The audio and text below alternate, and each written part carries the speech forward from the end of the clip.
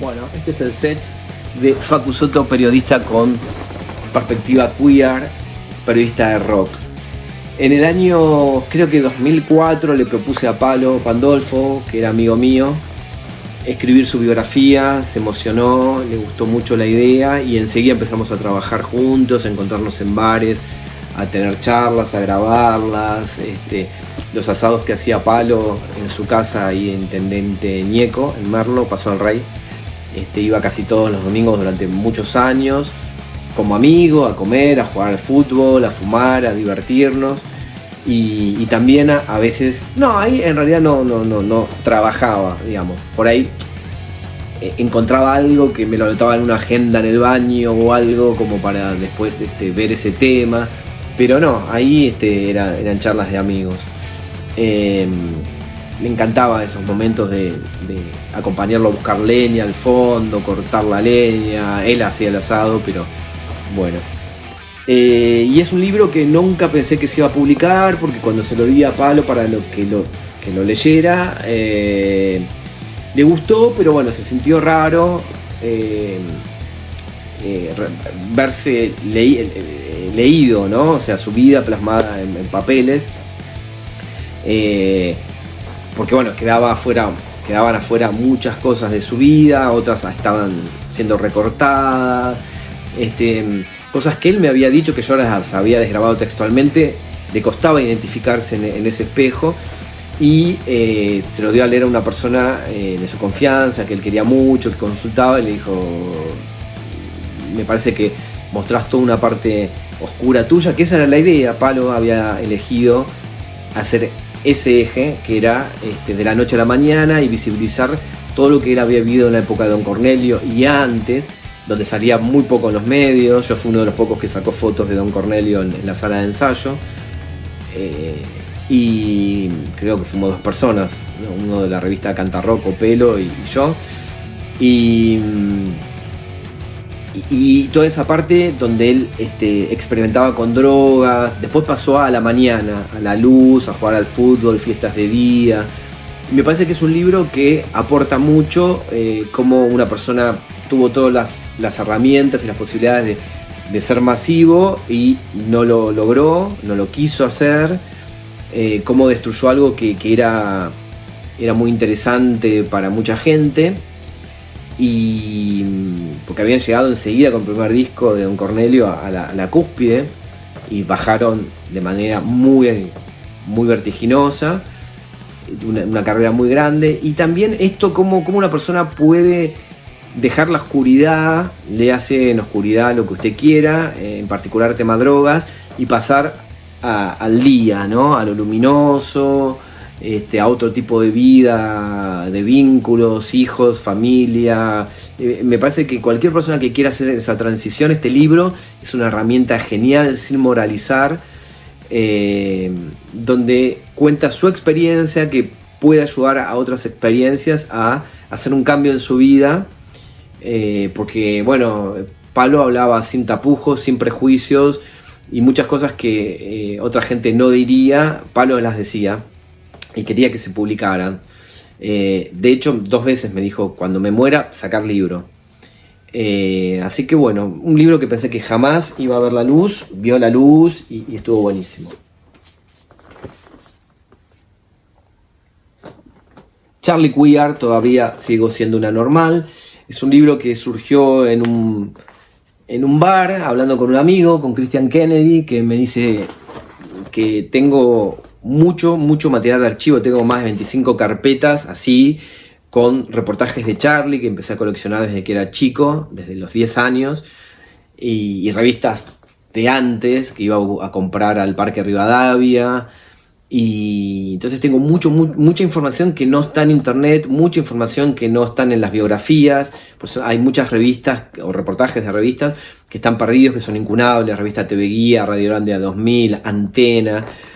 Y con todo eso construí este material que va del 82 en adelante, también va para atrás y para adelante un poquito, y que tiene que ver con mi mirada como periodista queer, ¿no? Donde veo que Charlie aportó muchísimo a la libertad, que Charlie siempre estuvo por fuera de la ley y siempre estuvo a favor de todas las libertades, está firmado por Charlie, porque bueno, lo vi, me contaron que estuvo toda esa semana, estuvo una semana entera con el libro y en silla de ruedas yendo a ensayar lo que después fue el disco que salió ahora.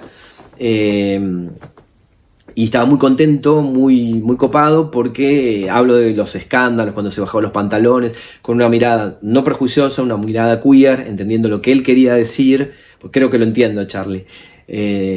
Todas las performances que hizo, y le gustó eso mucho a Charlie, porque dice que rescaté eso que mucha gente no quiere ver, y tal cual.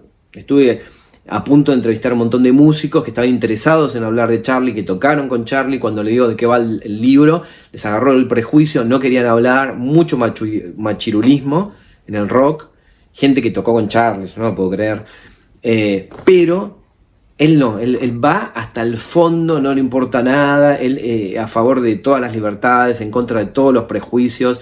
Bueno, yo que luché por la libertad y nunca la pude tener. La verdad que es un grande, es alucinante Charlie, y hay un montón acá de cosas que son reveladoras, o cosas que estaban y que sin un acento queer no se las entendía, no pasaban desapercibidas, y que ahora se pueden ver y apreciar de otra manera. Es un punto de vista que hace ver que hay un encadenamiento de cosas donde Charlie aportó muchísimo para que seamos mucho más libres.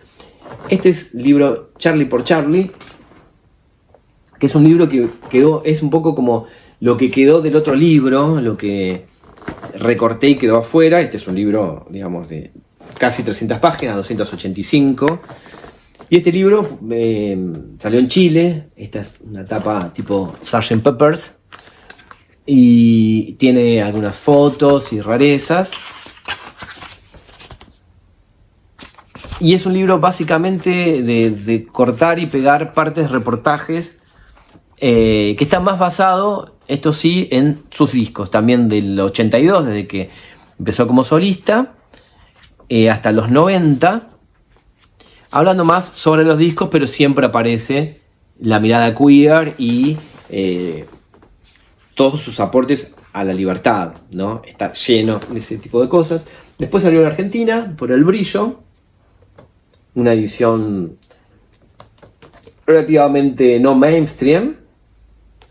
Me gusta mucho este libro, porque es, digamos, lo que me permitió este libro y el anterior, que son como hermanos, fue como revisitar toda mi etapa adolescente, de niño a adolescente. Fue como un viaje, sumergirme en el pasado y en un montón de cosas que yo ya había no olvidado, pero sí adormecido. Entonces fue revivir un montón de lugares. Me acuerdo, por ejemplo, cuando Charlie y Pedro Aznar con el dúo Tango presentaron ese disco, que no era un disco, era un LP, Tango, en Palladium. Estuve ahí, llegué muy temprano, lo vi cuando fue a probar sonido, lo acompañé una cuadra y media caminando, charlando. Fui con Claudio, mi primo, y que estaba ahí, no lo podía creer que yo estaba caminando al lado de Charlie, hablando de igual a igual, siempre con mi admiración y mi fascinación. Y bueno, un montón de recuerdos y un montón de información. Y después, a pedido de un editor, hice este libro, que es un libro para conocer al Charlie de la primera época. El Charlie que no salía en los medios, porque hasta el año 82, con el tema Malvinas, el rock no salía en los medios masivos de comunicación. Después sí, sobre todo cuando se prohibió el rock extranjero, que se pasaran en las radios, se empezó a difundir el rock nacional. Ahí empezaron a aparecer, fue como el boom, o un poquito antes también, los pósters de estas revistas tipo TV Guía, Antena y qué sé yo, los pósters de León Gieco, de Porchetto, de Charlie, de Serú Girán. Pero antes no se le hacían reportajes más que en revistas especializadas. Y ahí, por ejemplo, en El Adiós Sui Generis, en el año 75, no fue tapa de la revista El Pelo, esos dos históricos, Luna Park. Entonces hay muy pocos reportajes de esa época. Entonces, bueno, fui a las fuentes. Me parecía increíble estar hablando. Bueno, hice un perfil de Julieta Sandoval, que fue la profesora de piano de Charlie, con Alejandro Correa, que había formado To Walk Spanish, el primer grupo que formó Charlie antes de Sui Generis. Sui Generis después fue la fusión de dos grupos, fue un sexteto. En el otro grupo, de Century Indignation, estaba Carlos Piegari, también hablé con él, hablé con Pedro y Pablo, que Sui Generis en Mar del Plata fueron los teloneros de Pedro y Pablo, y ahí el sexteto se empezó a resquebrajar, hubo gente que se fue, se volvió porque estaban fumando porro y les dio miedo y no sé qué. Entonces hablé con Jorge Durietz y Miguel Cantilo, cómo fueron esos primeros shows donde debutaron como solistas Charly y Nito, con Ada Moreno, que fue la mítica fotógrafa y amiga de Charly, de la foto del Adiós Sui Generis, donde están los dos abrazados, Billy Bond, que estaba junto a Jorge Álvarez, cuando Jorge Álvarez dijo, bueno, mañana graban, que Charly y Nito no lo podían creer, porque venían de un montón de decepciones, y fue el productor de los discos, él estaba ahí en Microphone, en el sello. Con Jorge Álvarez hablé en el geriátrico, que fue alucinante, le preguntaba sobre cómo era el rock y lo gay y la diversidad, y reveló un montón de cosas muy interesantes, y la predisposición de Charly y Nito para ser un dúo muy queer, digamos, más allá que ellos eran heterosexuales, o queer en realidad, más que heterosexuales, eran queer, digamos, estaban más allá de estas normas heterosexuales impuestas, y accedían a posar como dos ángeles sin sexo, o más allá de eso, los dos de la mano, para dar un mensaje de libertad que tenía que ver con el hipismo y tenía que ver también con el FLH, el Frente de Liberación Homosexual, un gesto totalmente queer, un gesto totalmente alucinante, ¿no?, por parte de ellos, para que todos podamos ser un poco más libres. Raúl Porchetto, Charly grabó el primer disco tocando el órgano en una iglesia para el disco de Raúl Porchetto. Claudio Gavis, de Manal, que tocó en el disco Vida. Yo no podía creer que estuviera hablando con Claudio Gavis y preguntándole cómo Charly y Nito estaban grabando el álbum Vida, por ejemplo. Lili Lagardé, que era la primera esposa de David Lebón, que David Lebón tocaba en Sui Generis la guitarra, y bueno, sabe un montón de cosas de la primera etapa de Charly, nos cuenta. Nito Mestre, María Rosa Llorio, Juan Rodríguez, que revela unas cosas increíbles que pasaron en el Adiós Sui Generis.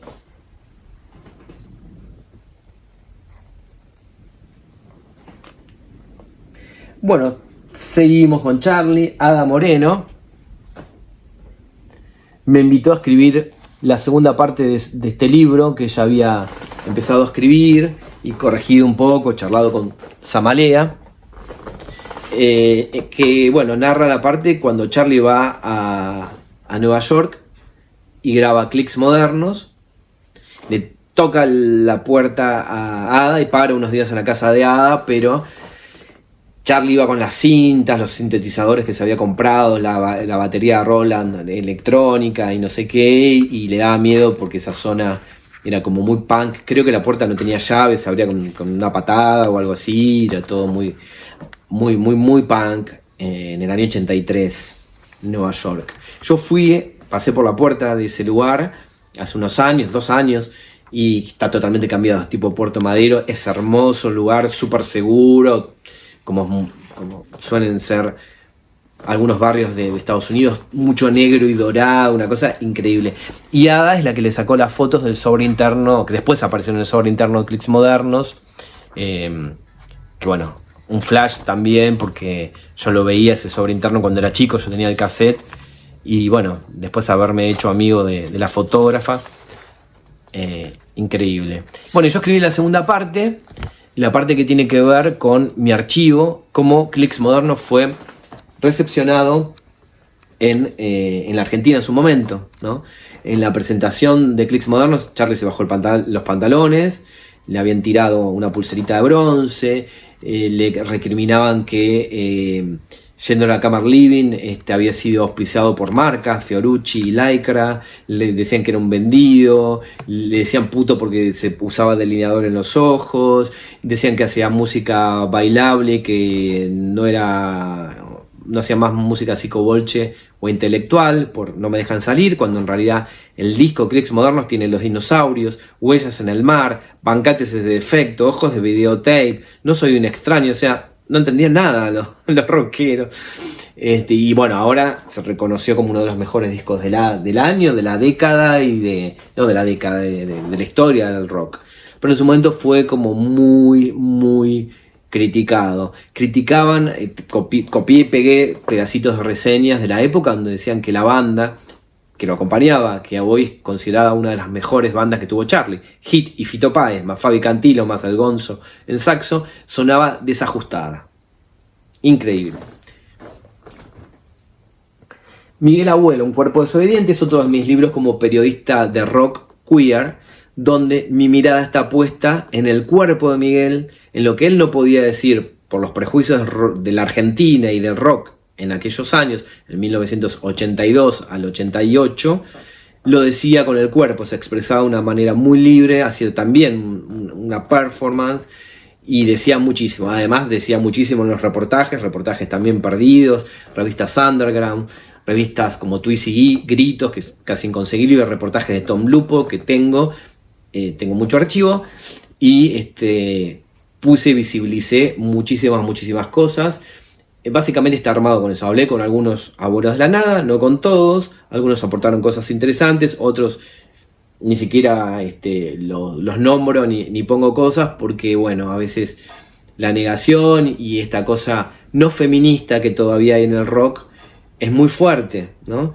Sobre todo, y muy loco, también es difícil de entender, sobre todo cuando eran compañeros, acompañaban a hacer una banda con mucho glam, ¿no? Y ahora, bueno, como que locamente, ¿no? En una época donde tenemos matrimonio igualitario, ley de identidad de género, ley de cupo laboral trans, aunque no se esté cumpliendo, bueno, los prejuicios machistas del rock. Y el libro dice: libertad, arte de los decididos, libertad, nada me ata y sigo vivo, yo soy tu bandera, libertad, yo soy tu bandera.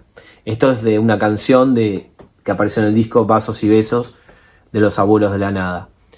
Yo digo, el cuerpo de Miguel Abuelo es un cuerpo rebelde de las normas impuestas y binarias. Esa es la firma de Miguel, su legado, su práctica constante de subjetivación, lo que lo hace único. Pero no único por sobresalir o por brillar frente a otros uniformados, sino por haberse sacado, o mejor dicho, nunca haberse dejado poner el uniforme. Y Miguel Abuelo dice: hay que bajar el copete humano y volver a la sensualidad, volver a la alegría, volver al afecto. Hay que romper la cáscara. La gente vive envuelta en un miedo permanente y se lo contagia a sus hijos. Les dejan como herencia a los jóvenes la vida gris y miedosa, la sensación permanente de ser culpables de algo. Miguel Abuelo, Un cuerpo desobediente.